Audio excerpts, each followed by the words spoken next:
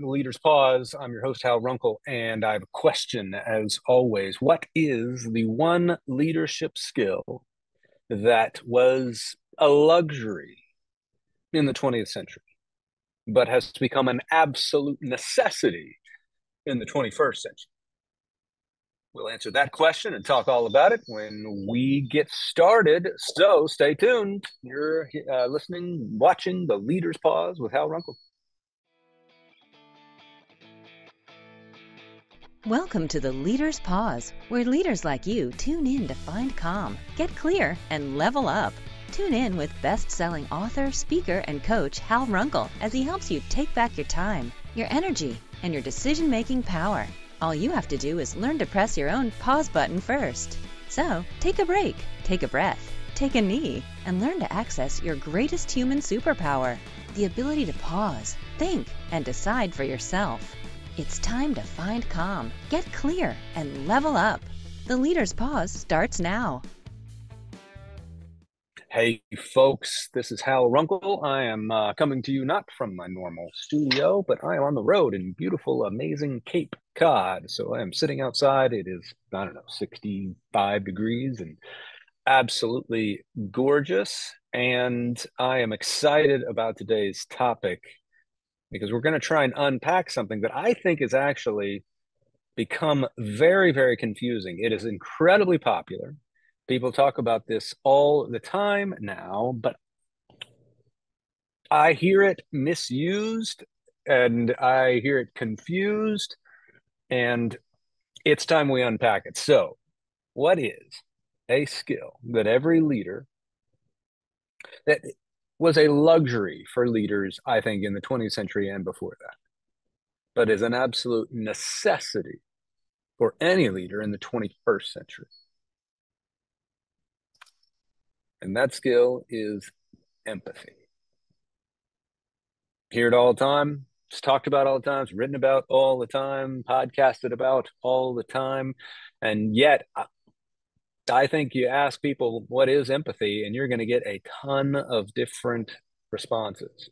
And you're actually going to get some reactions because it's been talked about so much. It is ubiquitous in media, in literature on and self-help stuff.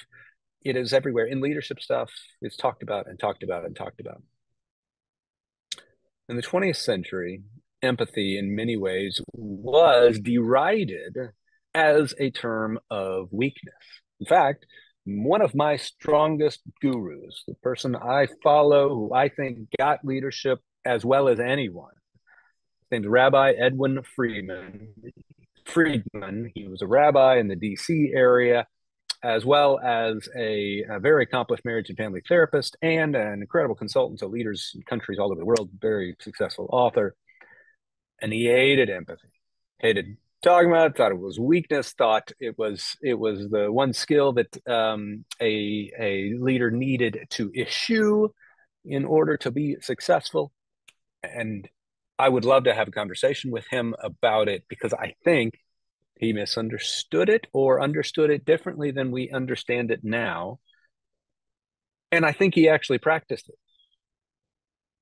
And what it comes down to is something that I pay so much attention to. You've seen it on this show, but I pay so much attention to the particularity of word choice. So much so that I have often been criticized as someone who exercises too much time in semantics. Now, here's what's interesting about that term. We're not going to go too deep into it, but the semantics term is now used as a term of derision for anyone who's making a bigger deal out of something than it is. It's saying you're splitting hairs about two different words and they both mean the same thing. So we're just talking about semantics. So basically you're saying you're using it as a criticism of someone saying you're being irrelevant. You're talking about something that doesn't really matter. Here's the irony is semantics is a term that is very particular and used in a very specific way. So why do we use that term and not irrelevant? We use that term because of the connotations that that term has, the specificity that that term has, the common understanding that term now has, and that irrelevant is too broad. So the irony of semantics is it matters. Word choice very distinctly matters, especially given that that's actually not what the term means. Semantics originally was a linguistics term that just talks about the connection of meaning between a word and what it's actually referring to. That's the study of semantics. So what are we talking about here? Empathy. How is it different from sympathy? And I think that is incredibly important. Not only me, it's been studied and put out by a lot of people I really, really respect. And I'm bold enough and maybe naive enough to say, and I think they've done it poorly. I think they've actually gotten it wrong. And that's why you had some pushback against empathy in the 20th century. And that's why I think there's a danger of misunderstanding it in the 21st and certainly misapplying it. So, what I offer is an understanding of sympathy versus empathy that is different than is out there, but I believe will be helpful. Certainly helpful when I work through this with my coaching clients, with my executive clients that I'm working with, executive leadership teams that I'm working with. Because again, they hear about empathy all the time. But the reality is you can't lead without it in the 21st century. We'll talk about that after we just talk about what does it mean? And how does it get confused with sympathy, and how does that mess everything up? Sympathy, in my understanding, is about sharing. S-Y-M, simpatico, right? We use that term to talk about connection. We use that term to talk about that we are actually in this thing together. And so think about it. When somebody's, I have sympathy for that person, it's got a connotation of that I feel for someone else, that I am sharing a feeling for someone else. Now, oftentimes now, sympathy has carried a negative connotation that is about feeling pity for someone else, which means inherently makes you put yourself above somebody else and looking down. But sympathy and also in other circles is this thing, I need to feel what they're feeling. Now, unfortunately, that's a lot of folks, what people think is empathy, including somebody I incredibly respect that I have not met yet, and I can't wait to meet her because we actually went to rival high schools, and I think we went to some of the same parties because we graduated around the same time, at the same time, in Houston, Texas. Her name is Dr. Brene Brown, who is unbelievably famous and incredible. I respect her so much at what she's done to highlight and elevate vulnerability as a critical skill. But she has this video, has this TED Talk, and I believe she gets it dead wrong. She gets the exact opposite. She's saying sympathy is this distance thing and empathy is this connective thing. And I think it's the exact opposite. Not that empathy is distant, but empathy must maintain a distance in order for it to be valuable. Because unlike sympathy, I believe empathy is not about feeling anything. It is about understanding someone else's feelings. Now, you'll see some classic definitions online and in dictionaries that say empathy is about putting yourself in someone else's shoes. Yes, it is, but that doesn't mean you're feeling it. That means you're understanding. It is a cognitive exercise. It is an attempt to understand what someone else is going through. And when we come back from the break, I will highlight for you how valuable this is, why this is so incredibly, like I said, valuable for your leadership today. The ability to put yourself in someone's shoes does not mean that you need to put yourself in a situation where you're feeling what they're feeling. I am so thrilled that when I was working as a therapist and counseling couples who've been through some of the most horrific things, in particular, losing a child, I am so glad that I do not feel what they feel. I am so glad that I've not had to go through that experience in order to feel what they feel. And I'm so glad that I didn't need to feel what they feel in order to be helpful to those people. Glad I didn't know go through domestic violence. I'm glad I haven't had an affair, or my wife hasn't had an affair. I'm so glad. But was I able to generate empathy for people in those situations? Good God, I hope so, because I wouldn't be able to have helped them at all. Here's another that I to help empathy, to see empathy as a cognitive exercise, not a feeling with someone, but as an understanding. Empathy is the number one skill for actors.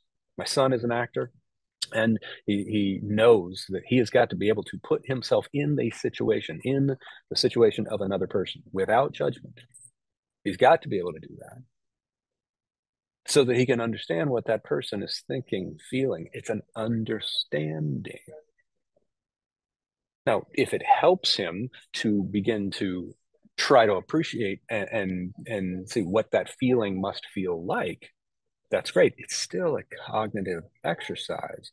It is not a sharing in that feeling. It is an understanding at a very, very deep level what that person is going through, what their choices are, what their opinions are, what makes them tick. Sympathy. Time for a break. When we come back, I'm going to show how valuable it is and how you can actually start putting it to use in a way that's not dangerous, that's not scary, that's not overly vulnerable, but is incredibly valuable. So stay with me. We'll be right back.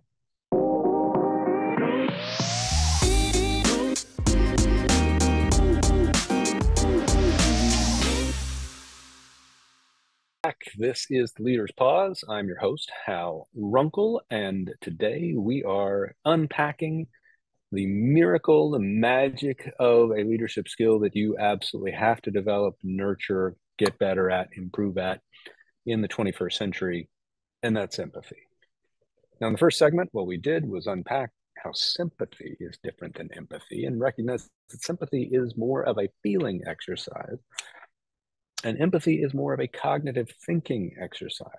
It is the using your imagination to place yourself in someone else's situation to understand how they might be feeling, how they might be thinking, how they might be justifying their actions, what is motivating them, what is leading. You've often heard actors, kind of a joke about actors is, what's my motivation? In order to play this different character, different than me, what's my motivation? What is their motivation is what they're really asking. What drives them? And they've got to be able to play that. You can't play a serial killer if you're in judgment of the serial killer. The only way you play a serial killer is if you get into their mind and cognitively imagine how they might tick. What makes them do this? Why would they do that? Here's why that's so incredibly powerful, even if you're not an actor. It helps you understand what's going on in the people you're trying to lead. It helps you understand what's going on with a customer you're trying to serve. It helps you understand rather than automatically trying to tell them what you are going through.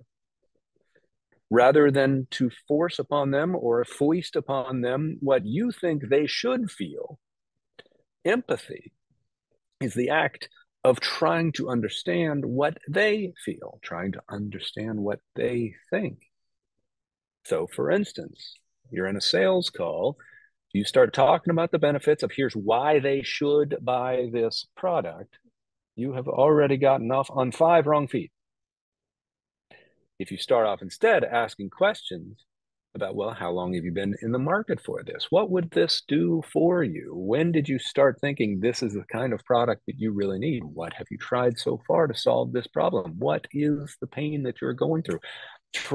Using questions because what you need is information from them so that you can even better imagine what they might be going through. And here is when you're playing in the major leagues with empathy, is when you can begin to accurately guess before they articulate it what they may be thinking and feeling, what may be driving them. And it's amazing when you can say, well, I'm guessing, tell me if I'm wrong.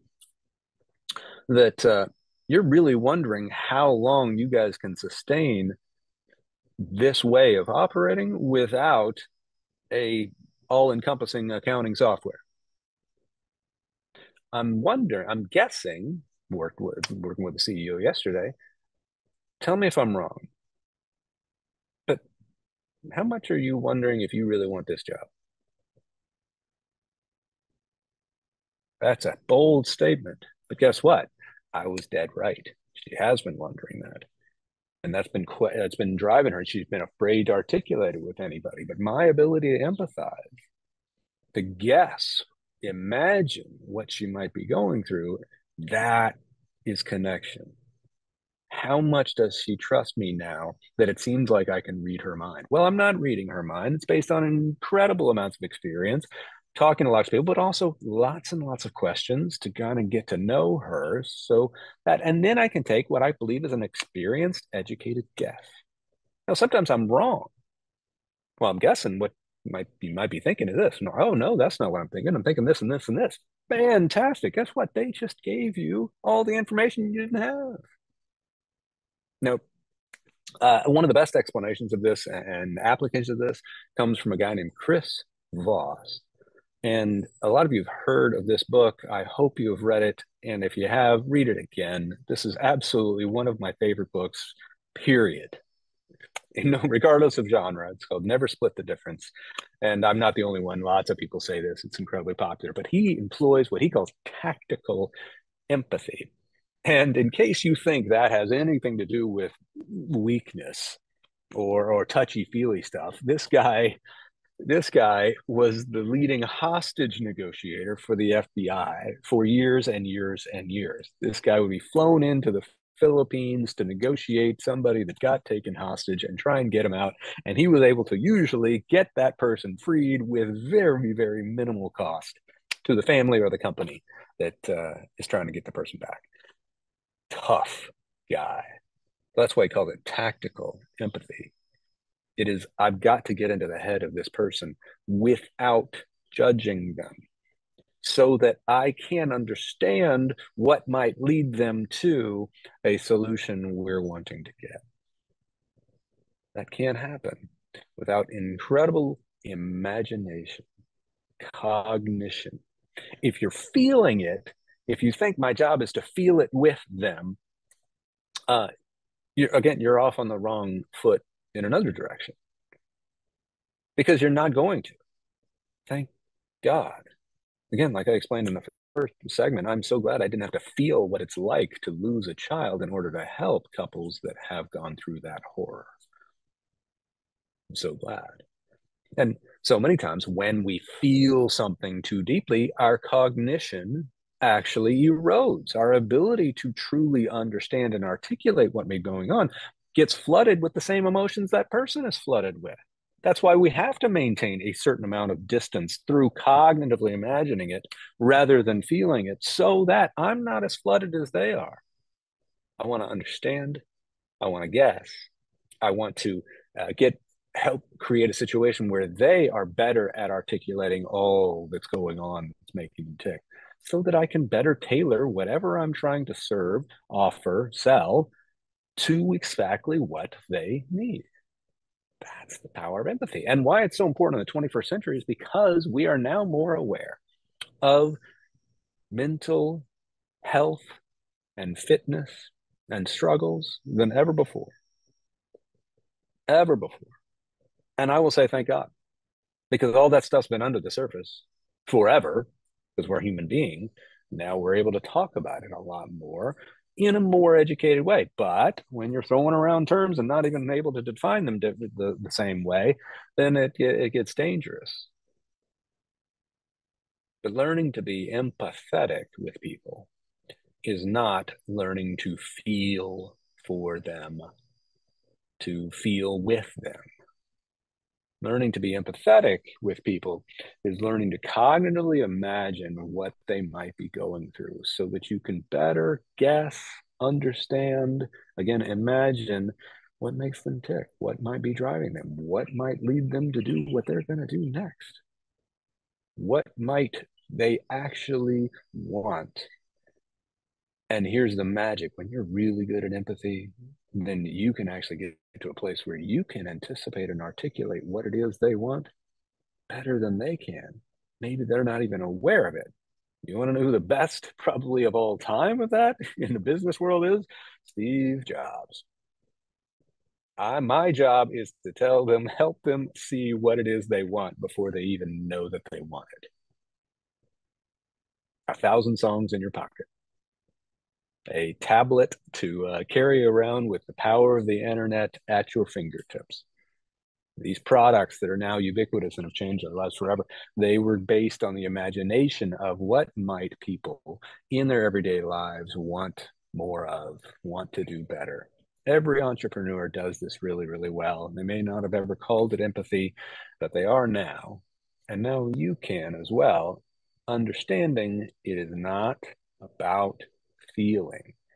It's about understanding, imagining what it is someone else might be going through so that you can better serve them. And that's what leadership is. Serving people in a way that actually engenders more and more trust so that they follow us and eventually surpass us. This has been The Leader's Pause. I'm your host, Hal Runkel. Join me in a couple of weeks, and I can't wait to see you then.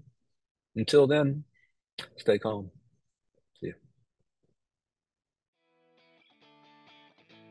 You have been listening to The Leader's Pause with Hal Runkel, the show that helps leaders like you find calm, get clear, and level up.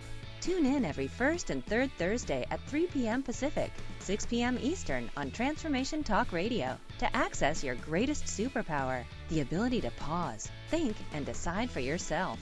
Book a conversation with Hal today. Visit halrunkel.com.